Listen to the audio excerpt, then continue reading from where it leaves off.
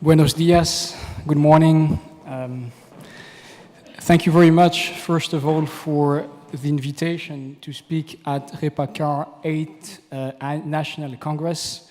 It's a real pleasure to be here and honor to speak to that assembly. I have to apologize because I will speak in English, and I hope that you all have, if necessary, the translator so that we can follow and then have a discussion. I will speak today about the circular economy from the recycling industry perspective. I don't know what happened with my presentation, but it's perfectly fine. I will say first a few words about Zurich.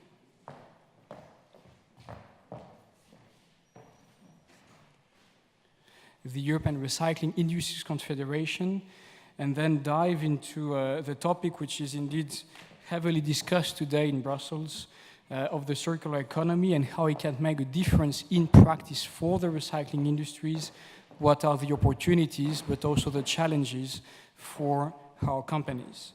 So first, Zurich and its members, we bring national recycling federations from 20 EU countries.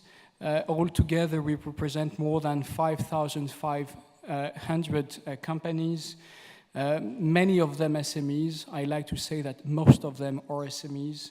They produce local jobs, 300,000. They recycle more than 100 million tons of waste per year, and all in all, for an annual turnover of 95 billion euros.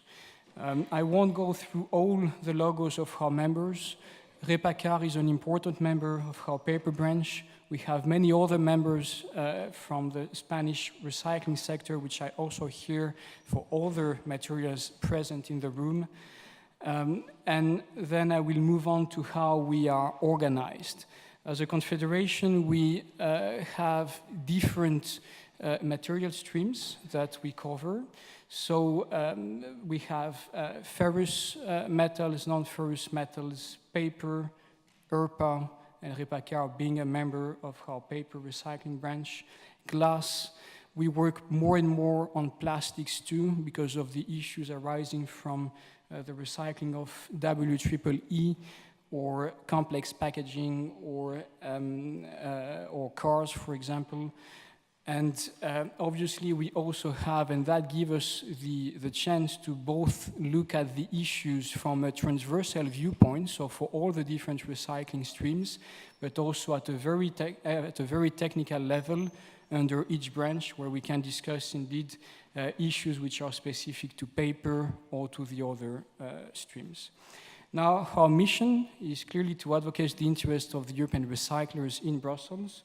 I've had the chance to work many times with Gunther Wolf on different issues.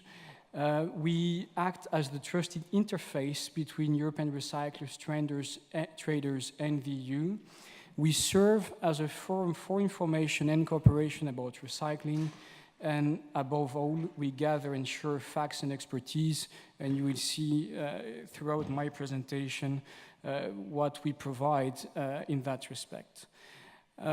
Moving to now our objectives, we promote the benefit of recycling of recycling for the society and the economy, the massive environmental benefits that recycling does provide, the local job opportunities, the secure source of raw materials for European port industries. I like to add there the extremely important amount of energy as CO2, which is saved through recycled materials. We support our members at European, but also at national level for policies which foster recycling. So we work closely with all our members. And as we represent recycling businesses, we strive for competitive European recycling industries in Europe. So now moving towards a circular economy, I think it's always important to stress that it's a must. I was last week in China with the EU Circular Economy mission to China that the Commission organized. And there is no better place in the world to realize why we need so much a circular economy. With a growing population, with a middle class which is going to reach nearly 5 billion people by 2030, a linear tech make dispose society will need more than one Earth to meet the needs of the world population, and hence the circular economy is not only an environmental need, it's also an economic need, and that's why we so much believe in the shift toward the circular economy. Now, we recyclers, we fully support the circular economy since decades, if not centuries. Sebastian Solis was saying in his introduction the different generations, the fact that I understand his father was already in the business. I'm sure there is in that room many of you who are leading their Euro recycling businesses for more than one generation, and who do that, who do the circular economy even before the expression was created. Now, where the circular economy is, where recyclers are in the circular economy. I very much like that graph which was first presented by the European Commission in its previous communication in 2014, because it really puts two ideas. First, that the idea of the circle, second, the idea of the economy, and even third, the importance of all the actors in the value chain, from the virgin raw materials that enter the chain to the importance of design, and I think we'll have the chance to further discuss that later, and up to the different actors in the circular economy change and their role. The role of recyclers in the circular economy is absolutely crucial. We are the link which are going to turn a waste into a new raw material and put it back into the economy, and so connect the two dots from the initial raw materials that enter to the waste which cannot have been reused or repaired, which could have gone or which should have gone for disposal, but by recycling it, we put it back into the economy. I will go a bit faster in my presentation because a few things have already been said, so I think it's not important to mention them. As it has been said, the package presented a year ago has two parts. One which modifies the regulatory framework, which is the laws which basically are applied to our daily businesses, and on the other side, an action plan which covers the entire value chain of the circular economy, from production, design, to secondary raw materials market, to improving the waste shipment regulation, to there are a huge list and very challenging, I guess, for the Commission of actions, most of whom that we fully support and that have or will have to be implemented and transposed through either non-binding measures or new legislative proposal in the coming years. Why does preparing, so now moving to the targets, again, they have been described in previous presentations. What I think is important is to mention the landfill ban for separately collected waste, which is part of the proposal, which I think is a positive step forward. There are obviously targets measured on the basis of a new calculation method, and I will have the opportunity to come back to that aspect later, and link to that new definitions. One, the calculation method is so important because indeed we have statistics for recycling and other types of waste treatments for each country. The problem is that a lot of different countries do not measure recycling waste in the same manner. So it's important to have a harmonized method. Now, what is the good one or right one is another question. Moving to what Ulrich think of the circular economy and of the way we should, I think, tackle that. I think we are facing, and we have to come up with fresh ideas, a new dilemma. So for the EU, and I have to say thanks to the EU, since now 30, 40 years, we have been good into push measures. So I call it the stick requirements to make sure that waste are managed in accordance with a hierarchy, which is going, and it has been shown before, to put a hierarchy on which are the best options according to the environmental benefits. So first, prevention, not a waste, then reuse, recycling, waste to energy, and landfill. I think here we have sufficient measures. We can still be more ambitious, and I will explain how. Where we need to be a bit, I think, more ambitious, and that's why the discussion which are taking place today at the European Parliament, at the Council are so important, is on pulling the demand for recycled materials. We all know, you all know, that the last 3 years, 4 years have been extremely difficult for the recycling industry because raw materials prices have dived because of the market volatility, and all in all, recycling businesses have been going through pretty difficult times. And I think that second aspect, pull measures, is equally important, if not more important, to be addressed to realize the shift to a circular economy. So moving first with the circular economy waste legislation, or I prefer to call it a resource legislation, and the pull measure, the push measures, we have on one hand the landfill ban on separately collected waste, which is a positive measure. There is a gap between landfill and recycling, very little done for incineration. I think two things we've been advocating. First is to ensure that there won't be, that waste cannot be sent to incineration if they have not been sorted or separately collected. This is a measure that we've been discussing with many of our members because of the very large capacity that exists in certain countries for incineration. Point number two are the recycling targets. There are discussions today on whether the targets should be made more ambitious or whether we should wait to have targets for 2030. Our very clear position on that is that we need recycling targets for 2030, even if, unfortunately, in many member states they have not been made, or the one for 2020 are still not reaching or won't be reached in certain countries. Legal certainty and long-term investments do govern to have targets by 2030. The more tricky issue is where do we measure recycling targets? We have a problem with the definition proposed of final recycling, which links final recycling to a production process. And we think that it's not the right manner to measure recycling rates. We fully support the objective that we need to have a harmonized calculation method for recycling target to avoid counting as recycled waste which ultimately are landfill or incinerated.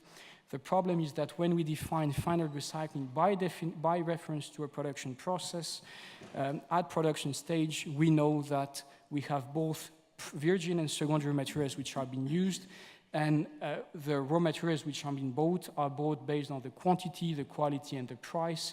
But at that stage, they have already been collected, sorted, processed, and it's very difficult, if not impossible, to identify the source for which the targets have been derived, whether they are municipal, whether they are industrial and commercial.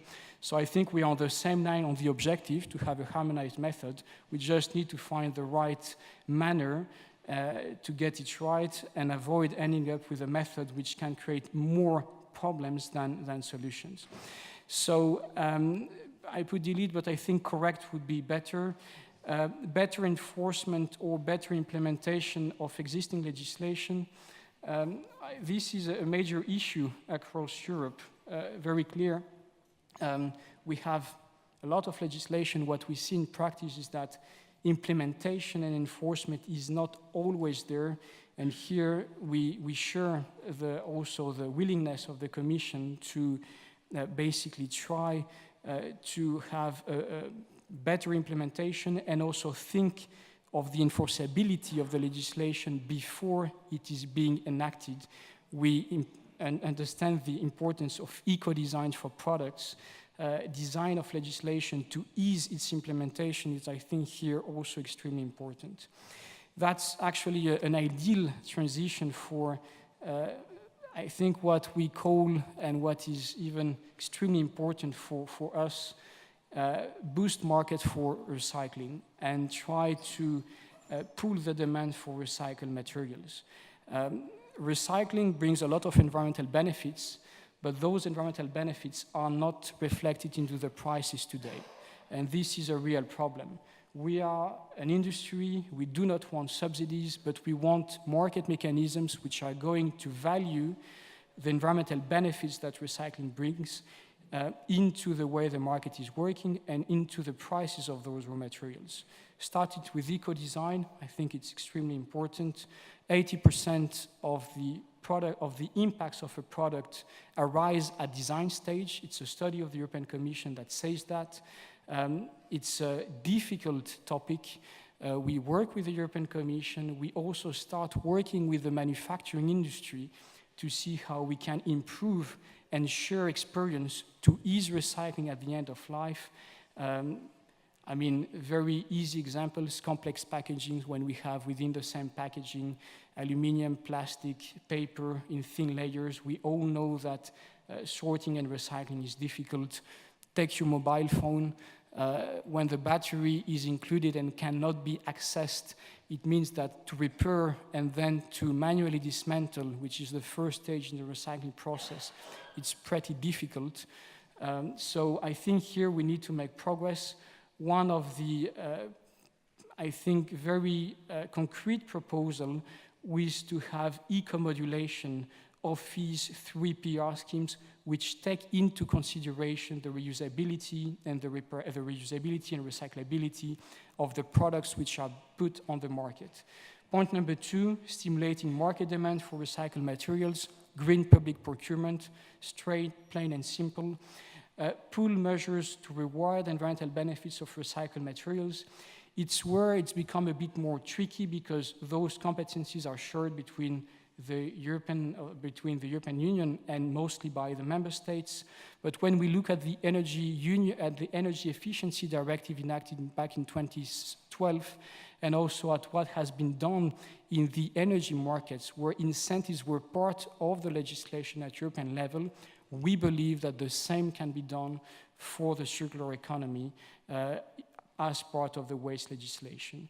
Recycled content, tricky discussion too, but for plastics, it can pull the demand for materials. And I took that from another speaker at another conference who reported that in France, 40% of recycled paper in public procurement by 2020 will be part of the rules, which I think is another very positive development. Why I put that very little table below is because it's quantify the energy savings and the also CO2 savings per materials. Here it's for aluminum, copper and ferrous, but the same applies to paper. I think it's more or less 40% of energy saved when we use recycled paper. Now moving to, I think, what is not anymore part of the waste legislation, I will try to be brief, but rather part of the action plan. And what is extremely important for the recycling businesses is how the market for recycling at European level work, or unfortunately sometimes does not work sufficiently properly. There are, I would say, 3 or 4 bottlenecks. The first one is with respect to the waste shipment regulation and to how it works in practice. For green listed waste as paper, we have far too much problems arising from the Annex 7.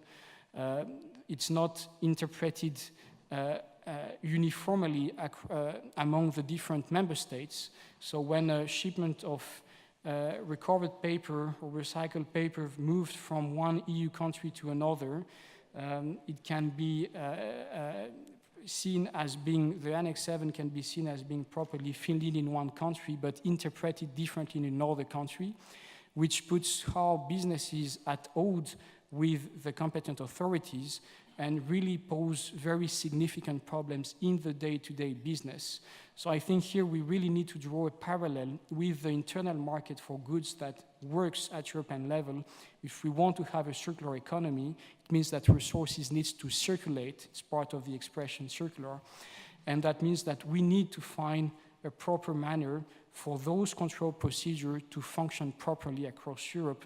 And for paper, believe me, I have so many examples of one shipment of EN 643 paper being considered as a waste in a country and as a product in another, which then triggers a lot of problem with how the different papers have to be filled in, and which ultimately render businesses for recycling at European level quite difficult.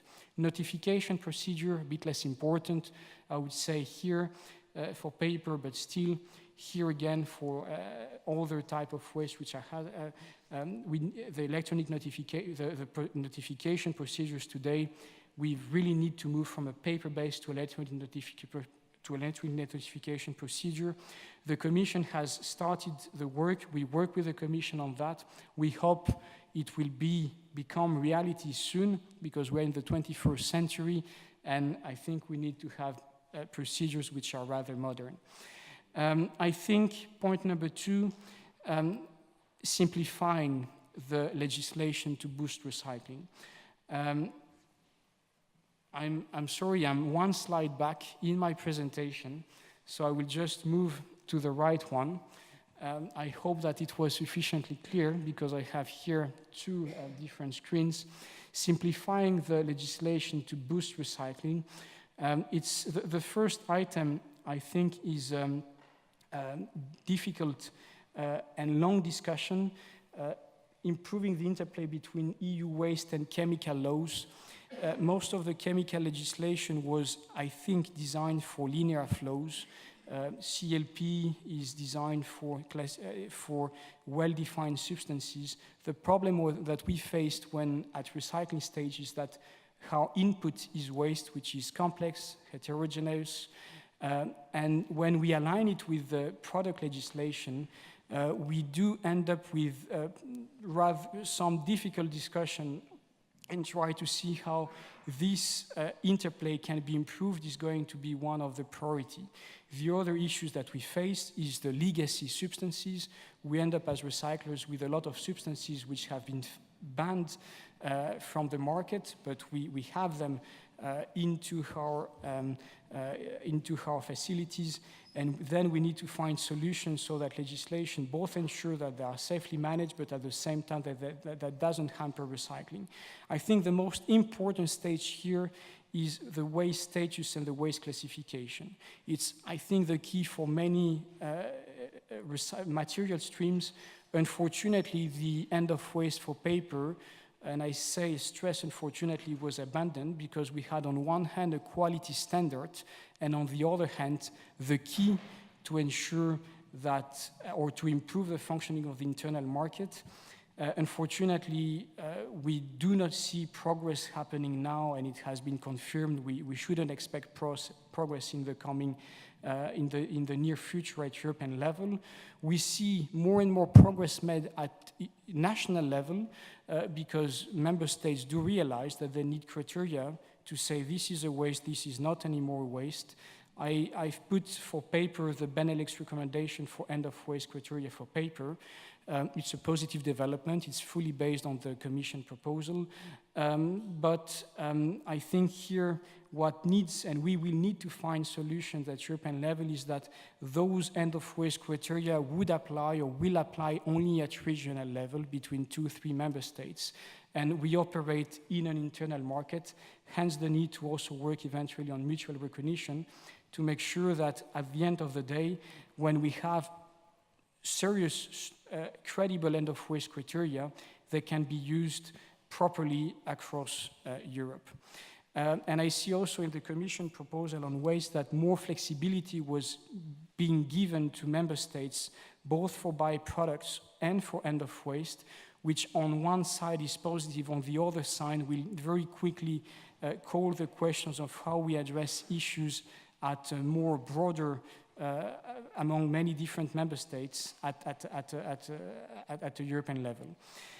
Now moving to my last slide, circular economy, and why I put those pictures here, simply because all those sectors have historically been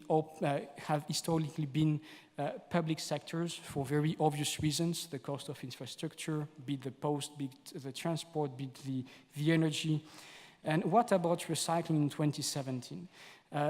I mean, recycling has always been open to competition. Why? Because recyclers do produce a commodity. We take a waste, we produce it, we turn it into a new resources that meets industry specification, end of waste criteria, standards, depending of the different material streams. And we see and we call for an undistorted competition, which is absolutely crucial within recycling markets at European level. We have today in Brussels a lot of discussions on the definition of municipal waste. We obviously work with municipalities when it comes to educating the citizens for separate collection, for different things. Now there is a tendency to try to extend or expand the scope of municipal waste to waste which are similar in nature, composition, and quantity. And here we see a risk of overlap with commercial industrial waste. And I think we need to be very cautious and ensure that when it comes to access of the waste, because it's our raw material, we will have the proper safeguard in place, included at European level, to ensure that we have a fair and competitive market.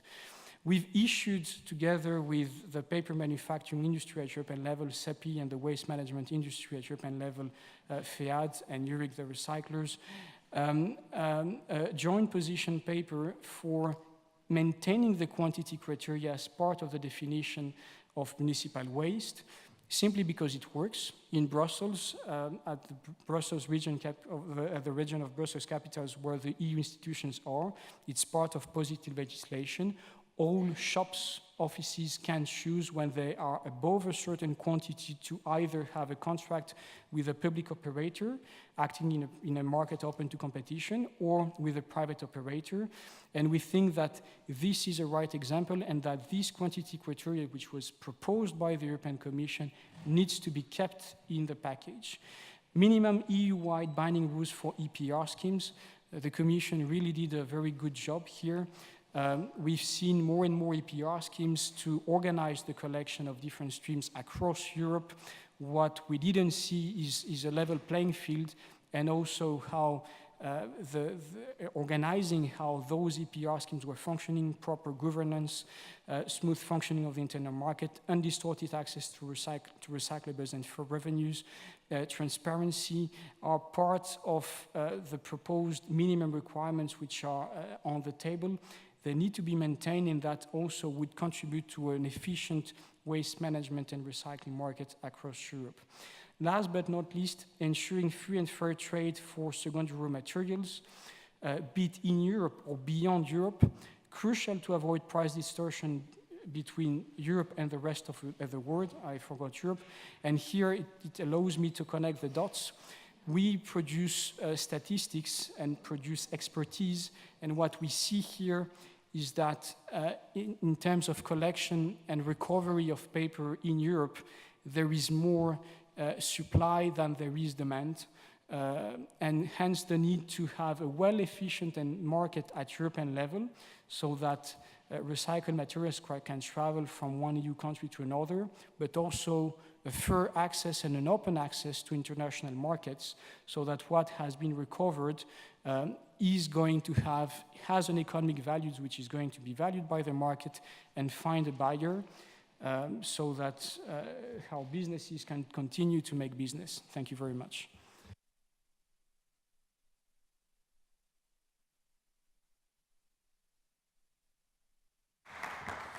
Muchas gracias, señor Katrakis. Creo que unas reclamaciones desde EURI que son justas y razonables, ¿no? El reconocimiento del valor económico y ambiental de su actividad, unas reglas del juego que les permitan ser competitivos, etcétera. No sé si desde desde el público hay algún comentario sobre lo que ha hecho. Yo creo que todos están básicamente de acuerdo con lo que se ha dicho ahora. No sé si alguien quiere intervenir. Y si no, pues tenemos ahora, es la hora de sí, un café patrocinado por la empresa Beotibar y le robamos, si les parece, 5 minutillos para que podamos, en la medida de lo posible, ajustarnos a los tiempos previstos, que hemos empezado un poco tarde y vamos un poco descolocados, y a las 11:30:35 pues podemos estar aquí otra vez y ajustarnos a los tiempos. Gracias.